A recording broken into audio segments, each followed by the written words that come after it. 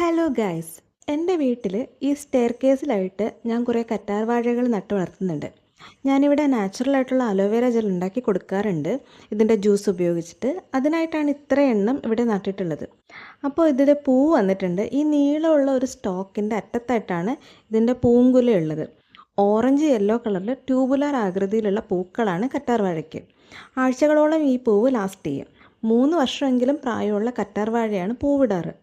വർഷത്തിലൊരിക്കൽ ഓഗസ്റ്റ് മുതൽ നവംബർ വരെയാണ് പൂക്കളുണ്ടായി കണ്ടിട്ടുള്ളത്. ഇത്രയും ചെടികളുള്ളപ്പോൾ ഇതിൻ്റെ താഴെയുള്ള അത്ര ഭംഗിയൊന്നുമില്ലാത്ത ഉണങ്ങിയതും പഴയതുമായിട്ടുള്ള ഇലകൾ ഞാനൊരു ലിക്വിഡ് ഫെർട്ടിലൈസർ ഉണ്ടാക്കാനായിട്ട് ഉപയോഗിക്കാറുണ്ട്. അതിനായിട്ട് 3-4 ഇലകൾ ഇങ്ങനെ നുറുക്കി 1 ലിറ്റർ വെള്ളത്തിലിട്ട് മൂടി വയ്ക്കണം. ഒരു 5 ദിവസം കഴിയുമ്പോൾ ഈ ഇലയൊക്കെ അഴുകി ചേർന്നിട്ടുണ്ടാവും. ഇനി ഇത് നല്ലോണം മിക്സ് ചെയ്ത് 5 ഇരട്ടി വെള്ളം ഒഴിച്ച് നേർപ്പിച്ച് നമുക്ക് ചെടികളുടെ ചുവട്ടിൽ ഒഴിക്കാം. ചെടികൾ മാറ്റി നടുമ്പോഴുള്ള ട്രാൻസ്പ്ലാന്റേഷൻ ഷോക്ക് മാറാനും ചൂട് കാരണം ചെടികൾക്കുണ്ടാകുന്ന സ്ട്രെസ്സ് കുറയ്ക്കാനും മാസത്തിലൊരിക്കൽ ഇത് ഒഴിച്ചു കൊടുക്കും. ഇത് അരിച്ച് ചെടികളുടെ ഇലയിൽ സ്പ്രേ ചെയ്ത് കൊടുക്കുകയും ചെയ്യാം. അപ്പോൾ ഇത്രയേ ഉള്ളൂ ഇന്നത്തെ വീഡിയോ. എല്ലാവർക്കും ഇഷ്ടമായി എന്ന് വിചാരിക്കുന്നു. ബൈ.